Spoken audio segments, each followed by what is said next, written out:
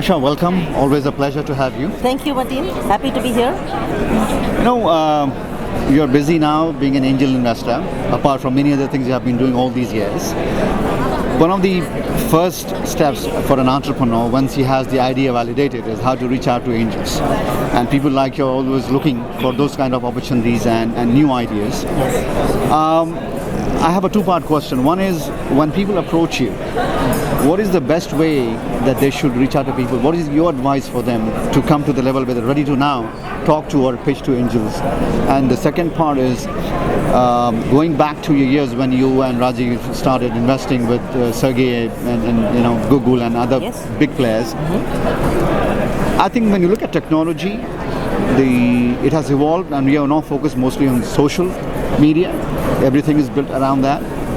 So again, I'm trying to ask you, is that somewhere that you're trying to focus in your investing and the kind of entrepreneurs you pick and you advise and you help?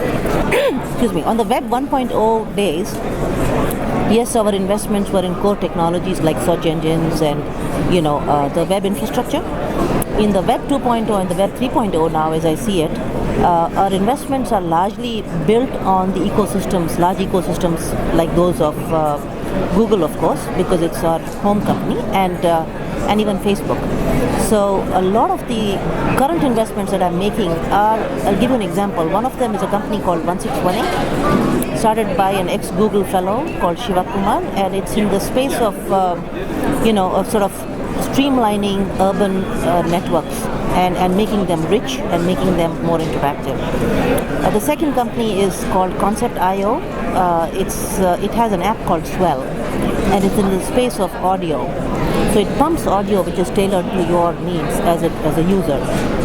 It's deep algorithmic work, and it is based on some work that Ram Kumar has been doing. Again, both Ram Kumar and Shiva Kumar are entrepreneurs that we have funded for the last 4 to 5 times now, and so these are people that we know. So what I look for as an angel investor as people reach out to me is, if it's existing entrepreneurs that we've already funded, it's easy because we know them. We don't have that much to get to know people.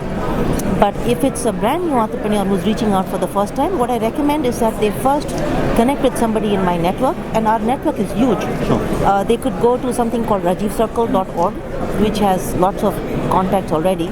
So it's best if they go through 1 or 2 rounds of meetings with Rajiv Circle, and then they reach out to me, just so that they're more polished by the time they get to me, and it's easier to get to the next stage of due diligence in 1 or 2 meetings.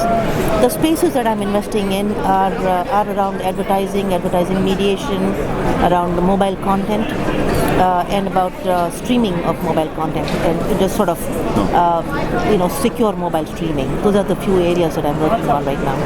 When you look at the profile of entrepreneurs in the space that we're investing, I'm assuming that they are a lot younger than the ones that you invested in the early days because of the technology, evolving technology. And a lot younger people are obviously much better. Yes.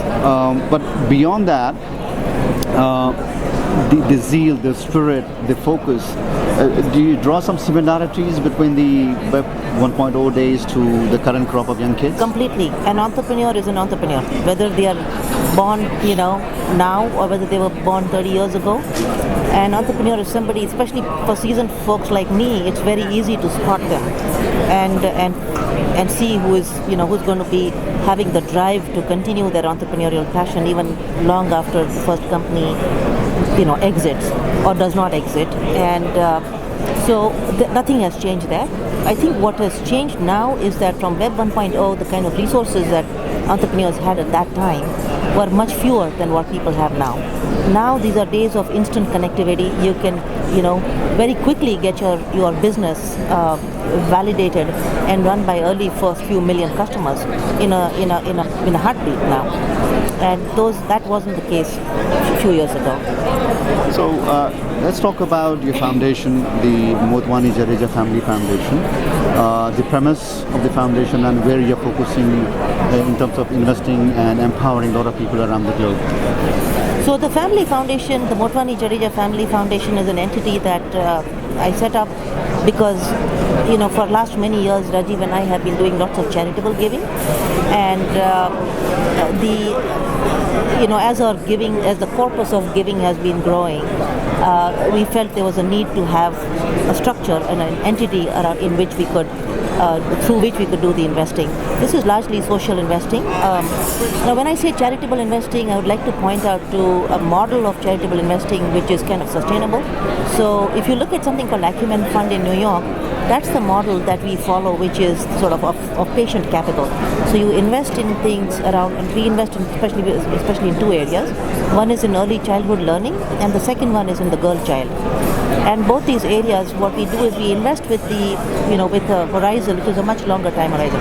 So it's about 10 years, 20 years. But we expect our social entrepreneurs also to have a sustainable model where this is not going to be a grant. It's going to be something where they get to tell us how they are going to make a business out of it, even if it's a small business. So those are the two main areas that we focus on. I expect to be, I don't want to mention numbers actually, but we are investing in close to 5 to 6 social projects a year. Yeah. So it's ramping up very fast, and I also have a whole network of other friends and families that typically invest alongside me. So we're very excited about the Family Foundation too. So Asha, like always, continued success for empowering people around the world. Yes. Thank you for the opportunity. Thank you so much, Mati. Yes.